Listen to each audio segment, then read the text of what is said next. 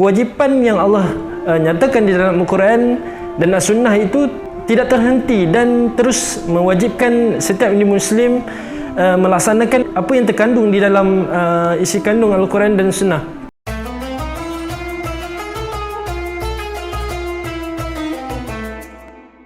Assalamualaikum warahmatullahi taala wabarakatuh. Video ni agak panjang, aku harap semua dapat stay tune. Ramadan yang mulia dan penuh barakah akan pasti meninggalkan kita puasa, qiyam, sedekah dan segala amalan yang kita lakukan di dalam bulan Ramadan ini pastinya kita lakukan kerana mengharapkan keridaan Allah SWT. Semoga Allah memberikan kita ganjaran yang berlipat kali ganda. Ramadan merupakan bulan tarbiyah, bulan yang mendidik kita untuk meningkatkan ketakwaan dan mendekatkan diri kita kepada pencipta iaitu Allah SWT.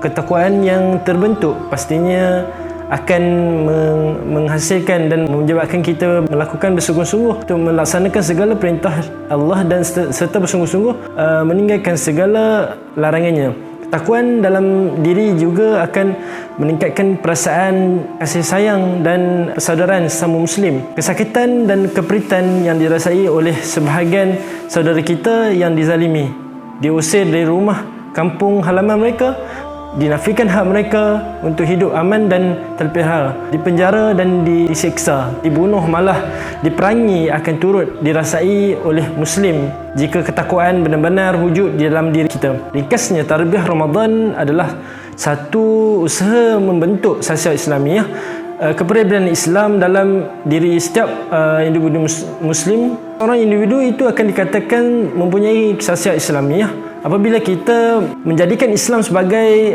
landasan berfikir dan tata cara bertingkah laku. Apabila kita telah memahami bahawa puasa di bulan Ramadan itu wajib, maka kita akan berpuasa, bersabar dan menahan lapar sepanjang berpuasa. Apabila kita telah memahami bahawa Allah SWT menurunkan Lailatul Qadar, maka kita akan bersangkah mata untuk melakukan sebanyak mungkin ibadah di malam tersebut. Maka ingatlah, sekalipun Ramadan akan pasti berlalu dan pasti meninggalkan kita, kewajipan yang Allah nyatakan di dalam Al-Quran dan As-Sunnah itu tidak terhenti dan terus mewajibkan setiap individu Muslim melaksanakan apa yang terkandung di dalam isi kandung Al-Quran dan Sunnah. Al-Quran yang disampaikan oleh Rasulullah dikhabarkan dengan bermacam-macam bentuk perintah dan larangan yang bukan sahaja terbeban kepada setiap individu, malah terbeban juga kepada masyarakat secara kolektif. Dan yang paling penting adalah pada bahu pemimpin yang memerintah sebuah negara. Perintah dan larangan inilah merupakan petunjuk ke arah kemenangan yang dikehendaki oleh Allah Subhanahu Wa Taala. Firman Allah yang bermaksud, sungguhnya Allah telah membeli dan dari orang-orang mukmin diri dan harta mereka dengan memberikan syurga untuk mereka. Mereka berperang pada jalan Allah, lalu mereka membunuh dan terbunuh. Itu telah menjadi janji yang benar di dalam Taurat, Injil dan Al-Quran. Dan siapa lebih menepati janji selain daripada Allah, maka bergembiralah dengan jual beli yang kamu lakukan itu dan kemenangan yang besar. At-Taubah ayat 111.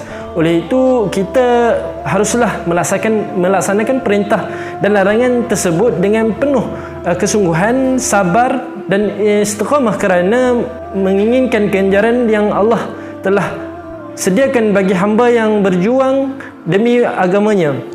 Semoga kita berusaha semampu mungkin untuk merealisasikan ketakwaan dengan mengamalkan Islam sekaligus menjadikan penerapan hukum dalam kehidupan secara kafah, baik secara individu maupun bermasyarakat ataupun bernegara. Untuk merealisasikan Islam dalam negara, khususnya tidak lain tidak bukan adalah dengan menegakkan daulat Islam. Dengannya kita akan merasakan nikmat, merealisasikan kemenangan yang hakiki dalam kehidupan secara keseluruhan. Dan pastinya kemenangan itu akan turut dirasai oleh umat yang lainnya yang dizalimi kerana negara khilafah, pastinya tidak akan membiarkan kaum muslimin hidup dalam menderita. Aidilfitri sudah pasti akan memberi makna di bawah naungan khilafah.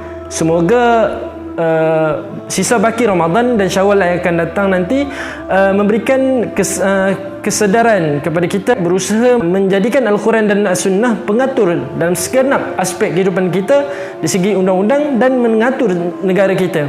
Semoga tahun ini menjadi Ramadan dan Syawal terakhir yang kita menyambutnya tanpa khilafah. Cintai negara kita, cintai tanah air kita dengan penerapan syariah dan khilafah. Assalamualaikum warahmatullahi taala wabarakatuh.